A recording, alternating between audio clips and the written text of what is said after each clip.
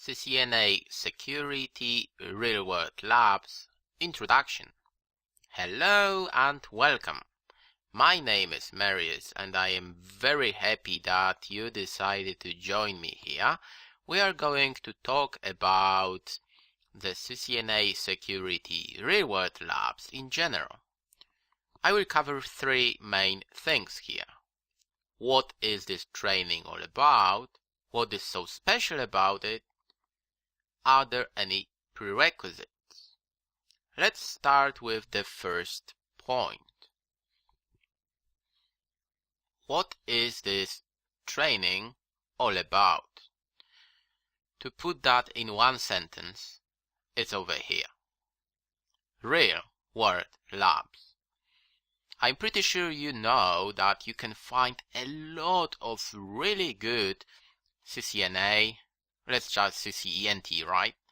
CCNA security, and security videos and training all over the place. There are a lot of websites. You can buy videos like that. You can watch them for free. A lot of great places where you can learn things like OSPF, right? OSPF for CCNA security. You can learn about the radius and TACACs, right? Security, you can learn what a DOS, denial of service attack is, right? You can find it all over the place. It is pretty easy. What I want to focus here, I want to focus on real world examples.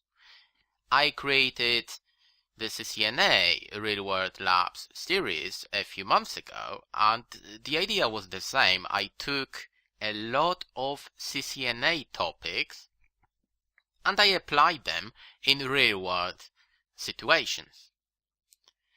The same is here. I took topics that are on your CCNA security exam and I tried to approach them from a different perspective. I want to show you how you can apply all those skills in the real world.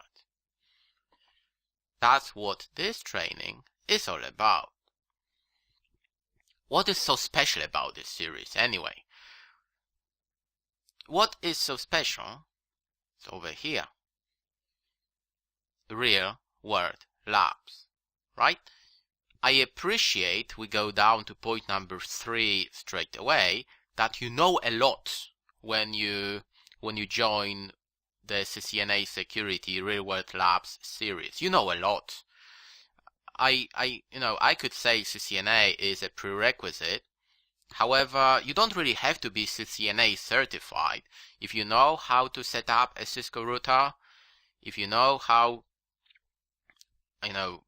enable SSH, what an access list is, how to create all these things on a Cisco router, that's fine. I expect you to know some security concepts, right? I will not talk and explain what IKE Phase 1 really is in VPNs. I expect you to know all these things.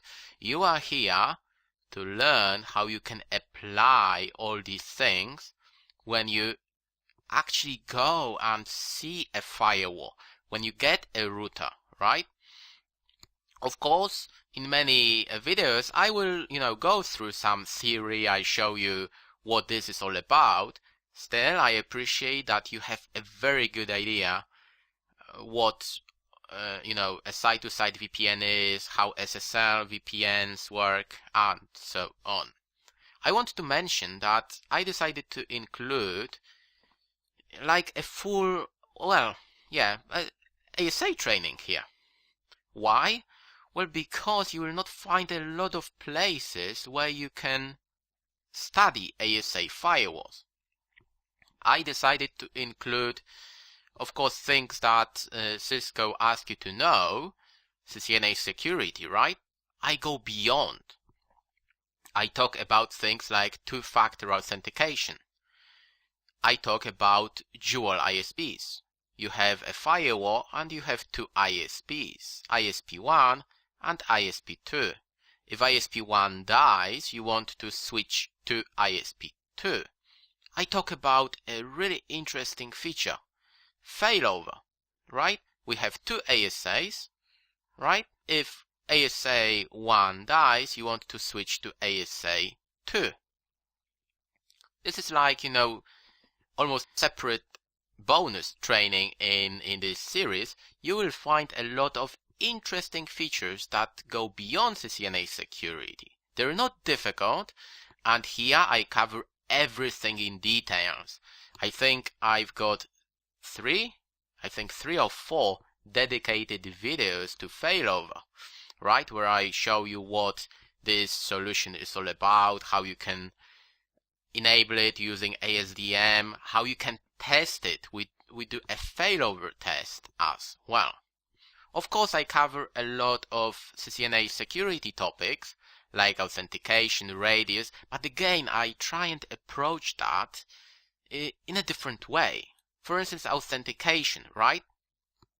What I did actually, I took a Cisco access point. Yeah, I know it's not wireless training.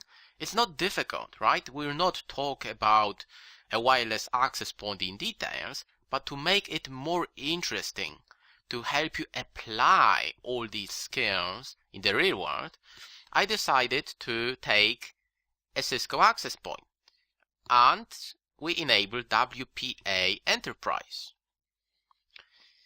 Again, it's real world labs. That's why what I've tried to do, I've tried to challenge myself as well, because it is real world training, right?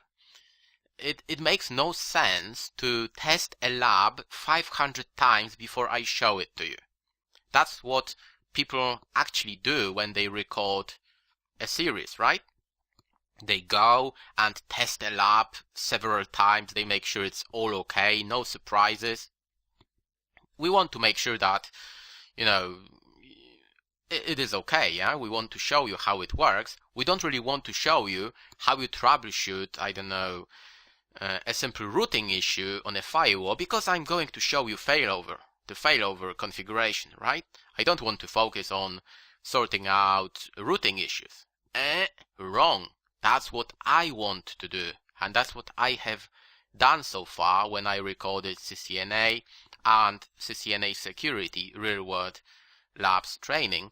I tried to challenge myself, and it's not as crazy as the first CCNA real-world labs. Still, you will find a lot of videos where I struggle. I say, what's wrong with this thing? I should be able to ping and it's not working. What's wrong with it? And I keep recording, right? I want to show you that in the real world, it is not that easy. It's not like, when you watch someone, and he shows you, let's say a radius, right? Oh yeah, you click here, you point, you type AAA, and it's done. No, I wish it was possible. In most cases, it is not that easy.